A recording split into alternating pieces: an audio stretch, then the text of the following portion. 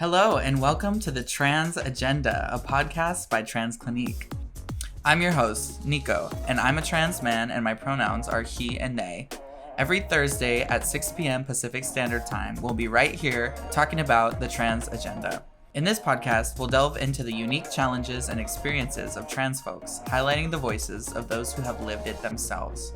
We'll explore issues such as navigating medical and legal systems, finding acceptance within family and community, and combating discrimination and violence. Our guests will share their personal stories and expertise, providing valuable insights and perspectives on this often misunderstood aspect of the human experience. Join us as we strive to educate, inform, and advocate for trans rights and visibility. Hello, and welcome to the Trans Agenda. My name is Nico Storment. And I'm Helixir, Jynder, Byntwell. And we're here to talk about everything Helixir. So Helixir, tell me, how do you identify? What do you do? Who is Helixir? Okay, I identify as trans non-binary.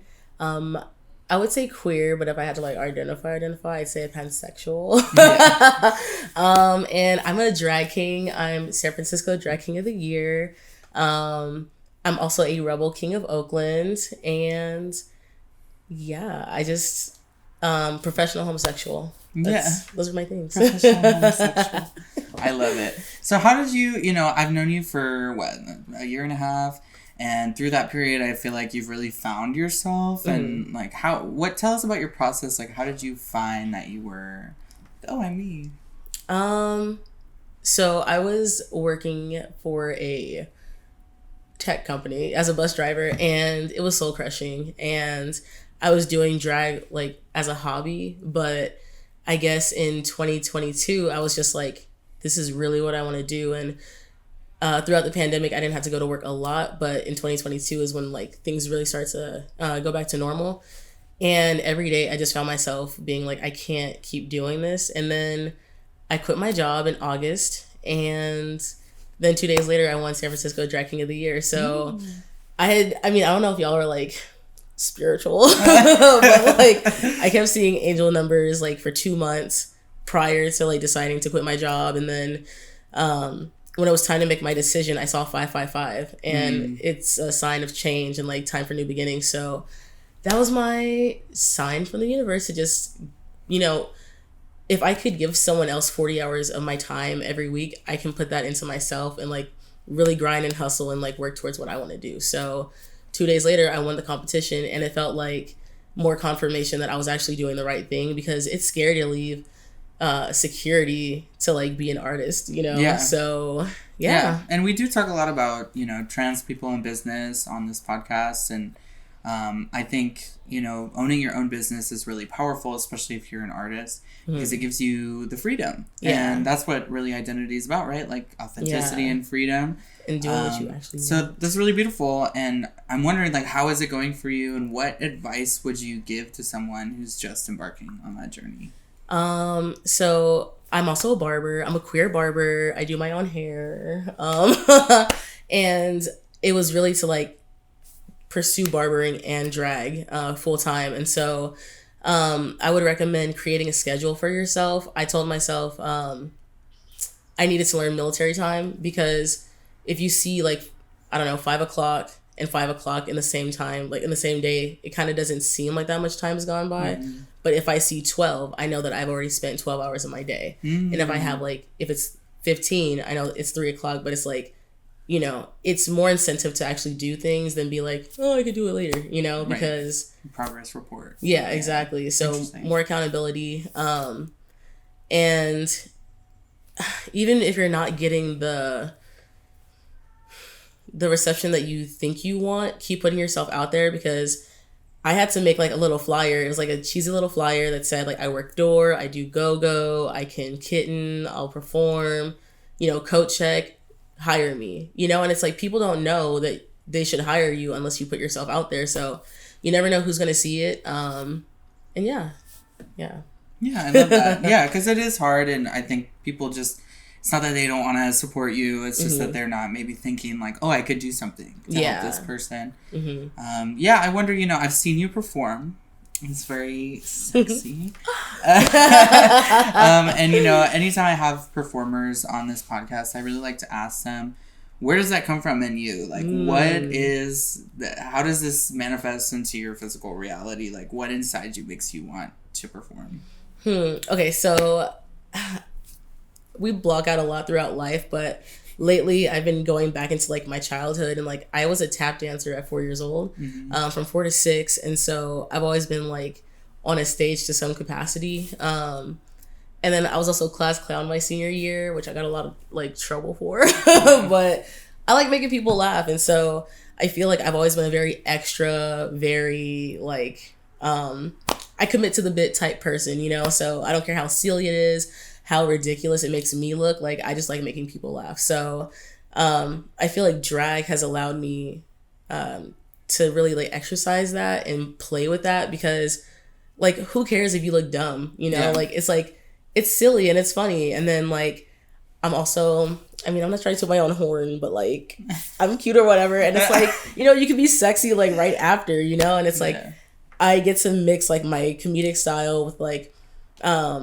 being sexy in a way that I never thought that I could be, because I wasn't always like as flamboyant as I am now. So, I didn't always feel like sexy doing more feminine things, but through drag, I've been able to like explore my identity, and like I even came out as non-binary. So it's funny that you mentioned that, because that was actually my next question. A lot of the kings that we have on the podcast talk about how they found their trans identity through drag.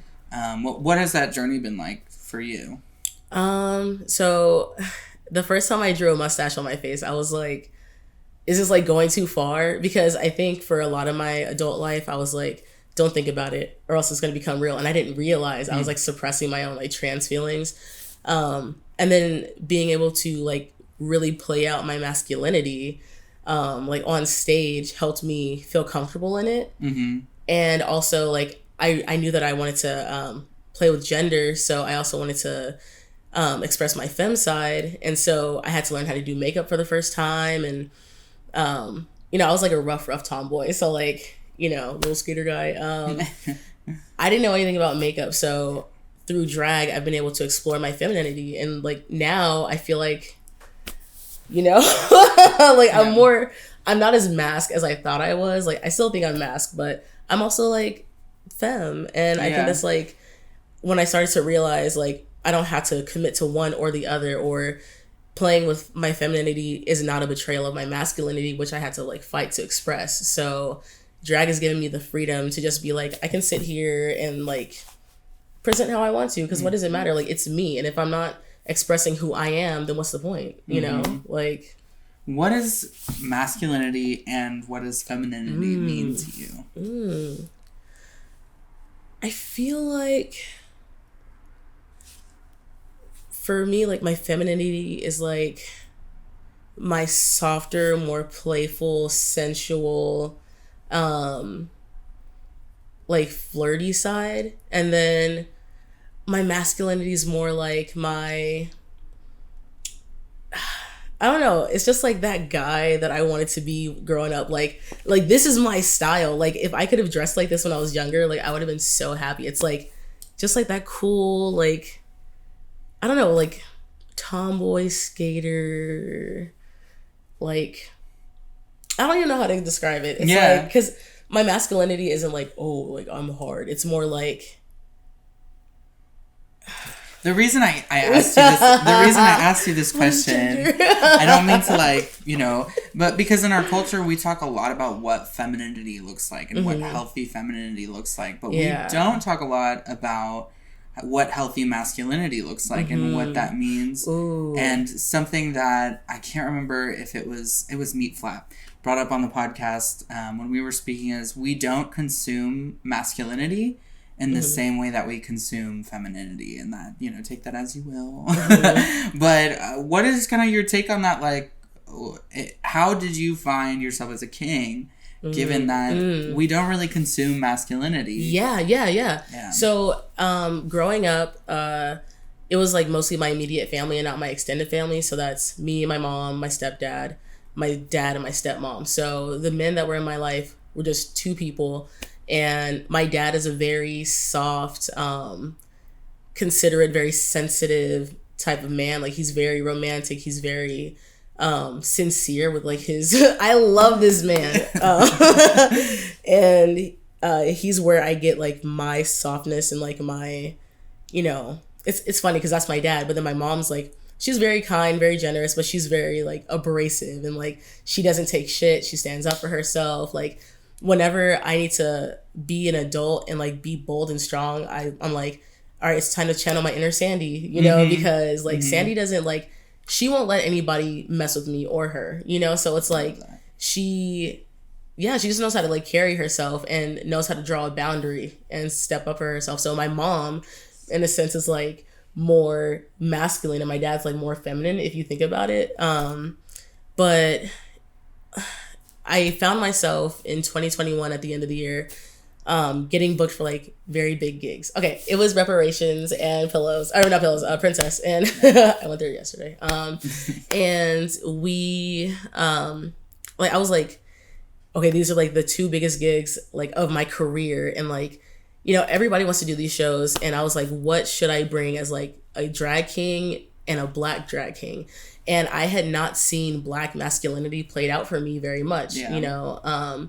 And I found myself kind of conflicted in being like, should I do what I think people want? Or should I like be who I am? Because like, yeah, I'm masked, but I'm also like hella flamboyant. So it's like, I don't know if like I'm too soft. And like, I feel like, side bit, I feel like people sometimes date me and like think they're gonna get this dude, but I'm like, baby girl, I'm gonna make you pancakes in the morning. Like, why are you, let's not get it twisted. Like, you know, like, I don't know why people think I'm a fuckboy, you know? I have no idea, but like, I am, like, I treat people good. So I feel like I realized that I got booked by being myself, and I shouldn't switch up based on what I think people want, because nobody put this pressure on me.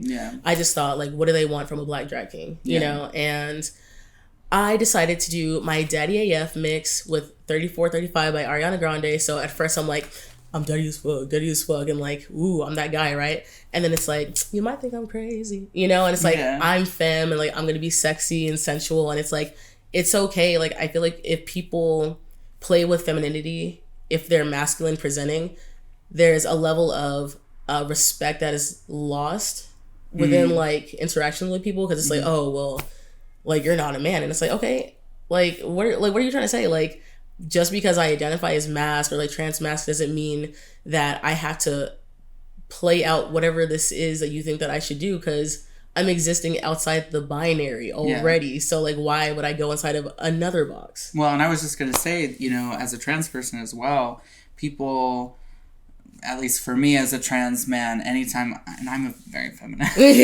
so so people are always like, they don't meet me and they see like my mean mug on Instagram, and then they meet me in person, they're like, what is going on? Like, I didn't expect you to be like this. And they, you know, when I was earlier on T, people would definitely use that to invalidate, and now they just think I'm gay, which you know. Isn't that interesting? I used to be a cis lesbian, and somehow I'm a homosexual man now. That pipeline is vicious. Life just, you know, comes at you fast, I guess. Yeah, but I feel that too. Even before I like came out as trans, like, people would be like, oh, I didn't expect you to be so nice, and it's like, just because I'm not like a femme lesbian doesn't mean like I have to be this hard, stoic, like impenetrable person. And I've had a lot of like cis het male friends where I'm like, you're a person, you're human, you have feelings, it's okay to cry. Like, it's okay to like get your eyebrows done if you want to. It's okay to get a pedicure. Like, and they felt safe with me to do those things. But like, even their own moms would be like, oh, like, that's gay if you do that. And it's like, how? You're a person. Like, you know what I mean? So what you're saying is we're getting pedicures after this? Yes. I have a place right down the street. Okay. Okay. Well, you know, I could talk to you forever, but there is one question that I do like to ask everybody. All right. And that is, what is your trans agenda? Ooh, okay. So my trans agenda, I feel like, especially like with everything political going on this year, is to be visible, because I feel like visibility is more impactful than we think it is. Because by going out as my most authentic self, and that means like dressing how I want, doing my hair how I want, just embodying whatever I feel is me, and just existing shows other people that they can also be their authentic self. So a lot of us sometimes don't realize that there's another option, that we don't just have to do like what's standard or what's expected of us. So I guess like my agenda is just to show people that they can be themselves. I love that. Well, thank you so much for coming. Of course, thanks for having me. Yeah. Trans individuals face unique challenges every day. From accessing healthcare to navigating legal systems, it is crucial that we work towards creating a society that is inclusive and supportive of people of all gender identities. This means advocating for policies and practices that prioritize the health and well-being of trans individuals, as well as challenging discriminatory attitudes and behaviors where they exist. By coming together to support and uplift trans voices, we can create a brighter and more equitable future for everyone.